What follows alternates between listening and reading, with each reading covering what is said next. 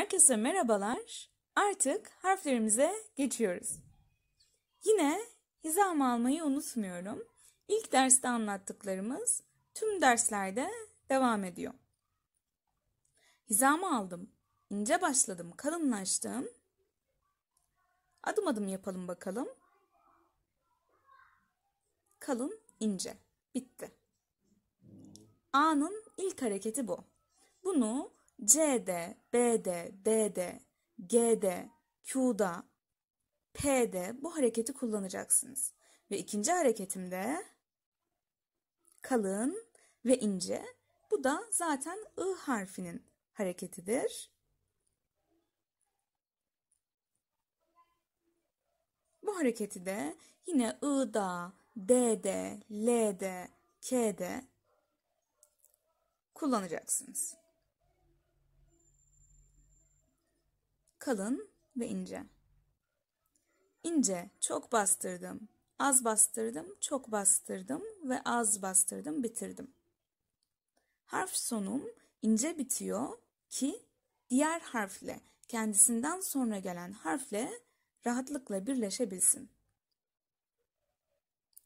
Şimdi biz brush penle çalışıyoruz. Farklı kalemlerle de çalışabilirsiniz. Ucu esneyebilen farklı kalemlerle de çalışabilirsiniz.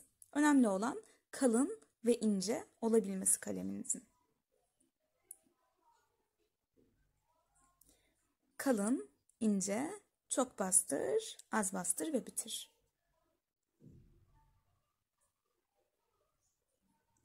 Çok bastırdım, az bastırdım, bitirdim. Devam edelim.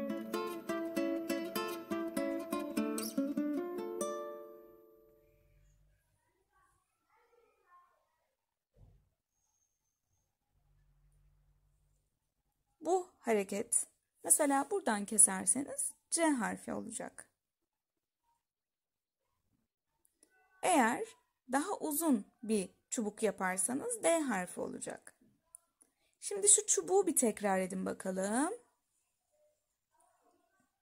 Düz bir çubuk yapıyorum.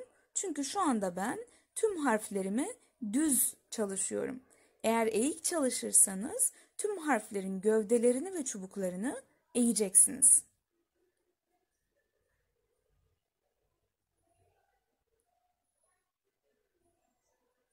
Hizana başla, yuvarla ve ince bitir. Bu satırı size bırakayım. Ve şimdi biz B harfine başlayalım. Tam buradan başlıyorum. İnce ve kalın döndüm. L harfinin baş hareketi bu. İnce, kalın, ince, kalın. Bitti. İnce ve kalın. Az bastır, çok bastır. Az bastır ve çok bastır. Şimdi satırın sonuna kadar bununla gel. Ve ikinci hareketini yap. Tam bu çubuğun sonundan alıyorum ince, kalın, döndüm, ince.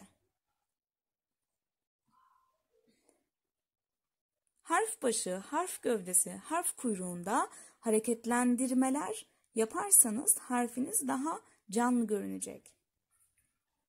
İnce ve kalın, az bastırdım, çok bastırdım, az bastırdım, bitirdim. Buraya bir harf gelecek.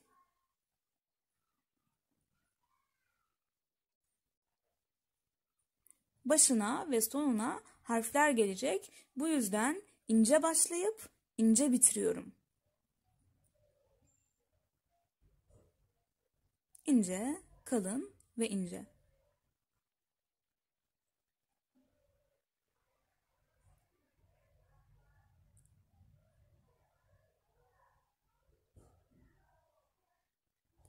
Az bastır, çok bastır, az bastır, çok bastır, az bastır.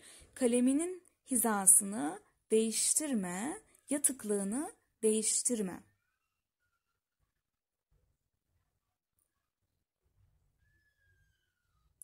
Ve bir sonraki derse geçebilirsiniz.